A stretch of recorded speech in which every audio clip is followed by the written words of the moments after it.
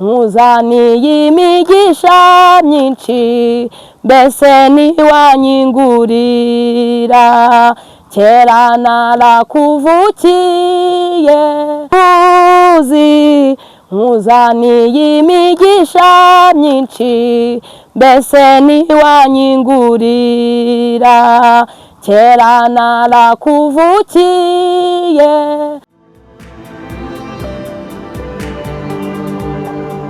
Haleluya.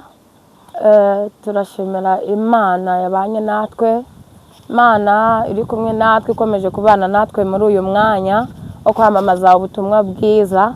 Twongeye twagarutse kandi Imana ikomeje kudutuma kandi ikomeje kudukoresha iby'ubutwari. Namwe abatwumva baduteze amatwi, turifuza ko mwabana natwe muri uyu murongo mwiza wo gukomeza kwamamaza ubutumwa bwiza bwa Yesu Kristo. Imana ibaho umugisha. Nkuko rero bisanzwe amazina yanjye murayibuka, ninjye wa mugore, mazina ni Nyiransengiyumva Claudine. Imana nitugirire neza kandi Imana iduhana umugisha.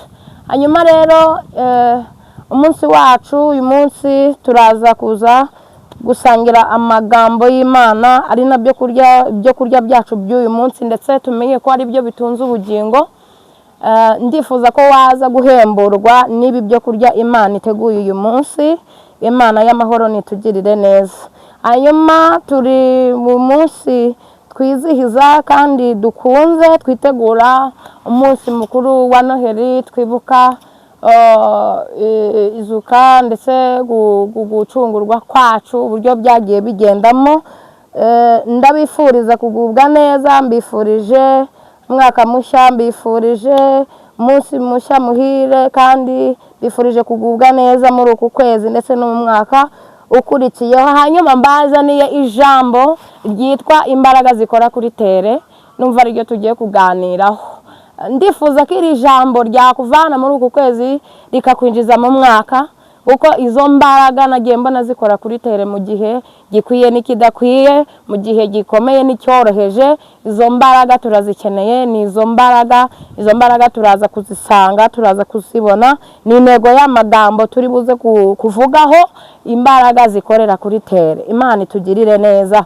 Tugiye kuririmbana umuririmbyi rero n'ubundi ugiye kudufasha mu kwinjira muri iri jambo. Ntabwo turi buze gutinda, ahubwo umwuka wera aze kugufasha kumva neza ibyo umwami Imana gushakaho.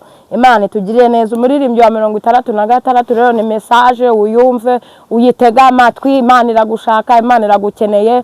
Wagize intege nke, wagize ubute, wagize ubunebwe, iminsi yagushubije inyuma.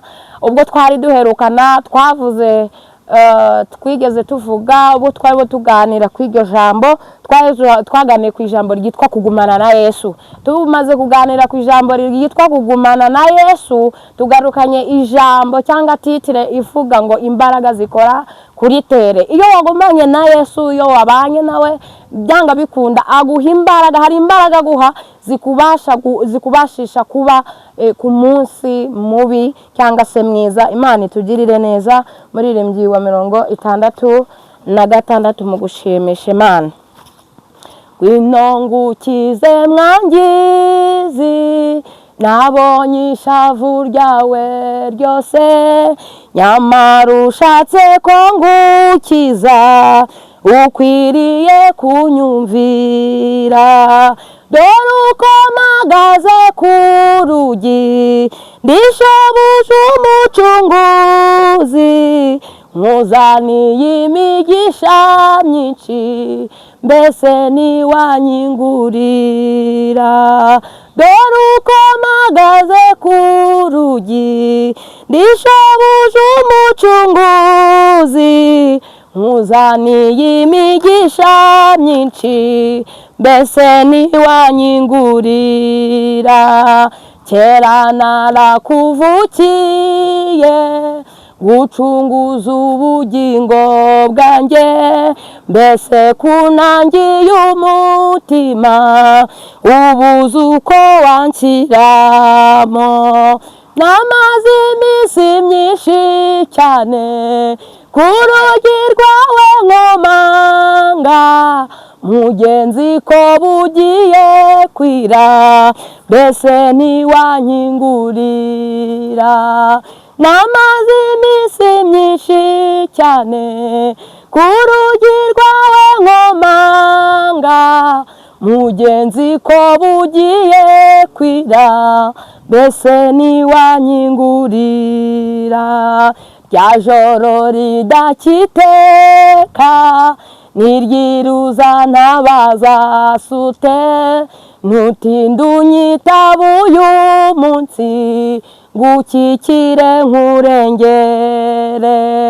Igihe cyawe kirakuze, ntuvuge uti nzaza ubundi, ntuza ku rugi rwanjye utinze, uzakomangira ubusa. Igihe cyawe kirakuze, ntuvuge uti nzaza ubundi, ntuza ku rugi rwanjye utinze, uzakomangira ubusa. Nubwo wumva utanyitaho, genda cyakwinginga ngukunze, nkurindire kugeza ryari, ngwino ndakwifuza iwanjye. Dore uko mpagaze ku rugi, ndishobuja ukwitayeho, nkuzaniye imigisha myinshi, mbese niwanyingurira. Dore uko mpagaze ku rugi, ndishobuja ukwitayeho, nkuzaniye imigisha myinshi, mbese niwanyingurira. Haleluya, Imana ishimwe. Uyu muririmbyi umwumve nanjye mwumve, arimo message, arimo aravugana nawe ngo agufitiye imigisha. Mu by'ukuri Imana idufitiye imigisha. Imana ntago yabuze ibyo iduha, Imana ntago yabuze ibyo itwambika, ntago yabuze ibyo itugaburira. Ndetse n'uyu munsi turiho turarya, kuva igihe cyose gishize umwijima wabaye 9/4, Imana y'amahoro yarangiza ikamurikirishiriza u Rwanda umucyo. Ntabwo ari ukuvuga ko twari dushoboye, ahubwo nuko Uwiteka nyine yabaye mu ruhande rwacu. Uyu munsi wa none arimo arakwibutsa akubwira ngo ngwino, agufitiye imigisha myinshi, mbese ntiwamukingurira. Ahari wakinze umutima wawe, wawukingishije ubusinzi, ukingisha ubusambanyi, wanze kwihana. Imana iravugana nawe kugira ibyo ureka bikakunanira, kunesha byarakunaniye, ariko Imana iriho iravugana nawe ngikufitiye imigisha myinshi. Ni ukuri, ngwino ukingura umutima. Imana nitugirire neza. Imana irashaka ko dukingura imitima, Abanyarwanda tugakingura imitima, abanyamadini amatore tugakingura imitima. Imana igasuka umugisha, igasuka imbabazi, igakiza ubugingo. Imana y'amahoro nitugirire neza. Reka dusangire ijambo ry'Imana. Dusome Zaburi ya 63. Imana y'amahoro nitugirire neza. Imana ishimwe ko yaduhaye kumenya gusoma, Imana ishimwe ko yaduhamagaye, Imana ishimwe yuko ugenda ica inzira. Imana nihimbazwe. Umwanditsi wanditse iyi Zaburi ni Dawidi ubwo yari ari mu butayu. Nawe ufite ubutayu urimo, nawe ufite uko uhagaze, nawe hari uko wiyizi, hari ibyo ubona bikuruhije, bikuremereye. Tugiye gusoma aya magambo hanyuma tuyavugeho. Hanyuma twavuze ngo turaza gusaba imbaraga zikora kuri tere. Imana y'amahoro itugire neza. Imbaraga z'umwuka wera zikora kuri tere, Imana idufashe. Turasoma 63, turasoma 2 yonyine. Turahera ku murongo wa 4 n'uwa 5. Haranditswe ngo kuko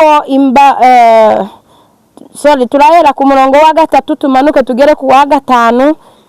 Turasoma uko niko nagutumbiriye ahera hawe, kugira ngo ndebe imbaraga zawe n'ubwiza bwawe, kuko imbabazi zawe ari izo gukundwa kuruta ubugingo. Iminwa yanjye izagushima iteka. Imana y'amahoro nitugirire neza, kandi Imana nidufashe. Uyu mugabo yitwa Dawidi, nubwo igitabo cye cyanditswe ntahari, ariko icyanditswe kirimo girasoma, kirimo kirasobanura uburyo Dawidi yari ari muri ubu butayu. Ntabwo ubutayu bugenda buvugwa ni bwinshi, ariko hari kigaragara cyo hari n'ubutarigeze bwandikwa. Ariko Dawidi aravugwaho ubutayu yari arimo ubwo yari akomerewe, ariko ubu butayu ubutayu mu yandi magambo tujya tubibona ko ubutayu nta kintu cyiza kibubamo, nta kintu cyiza umuntu abonera mu butayu. Uyu mugabo Dawidi nawe yari ari mu butayu butari bworoshye, ariko abihimisha gusenga. Ubu butayu abuhimisha kuguma ku Mana, agwiza imbaraga z'umutima. Uko niko iryo jambo turisanga muri Luka igice cya mbere umurongo wa 80, ngo nuko uwo mwana arakura agwiza imbaraga z'umutima, aguma mu butayu kugeza igihe yerekewemo Abisirayeli. Abantu bananiwe gutegereza Imana, abantu bananiwe kwihangana. Yemwe narinzanye ijambo rivuga ngo wongere usaba imbaraga zikora kuri tere. Waho warusubiye inyuma, warusubijwe inyuma n'ubukene ufite, warusubijwe inyuma n'iterambere ryawe ryahombye, warusubijwe inyuma n'ubukene bukomeye bukabije, warusubijwe inyuma n'akarande uvukamo, aho warutuye, aho washatse. Ndavugana n'ababyeyi, ndavugana n'abagabo, ndavugana n'abakobwa babona batinze mu bukumi, batinze gushaka, ndavugana n'abasore, ndavugana na buri wese wumvira ijambo uri mu ntega amatwi unyumva. Navuga ngo nukomere ugume mu butayu, wihangane usaba imbaraga zikorera kuri te, kuko mu gihe kije Imana ije gushaka kapiteni mu basirikari. Rwana intambara nziza, rwana intambara nziza yo kwihangana, rwana intambara nziza yo kunesha. Hoya Imana yakubwiye gukora ubukwe, wikwishingira. Imana yakubwiye gushyigikira, yego ko rigushyigikire, ariko ubikorane urukundo, ubikorane gushakana Imana umwete, wirinda icyaha igisa nacyo, usaba imbaraga zigufasha gukora kuri tere.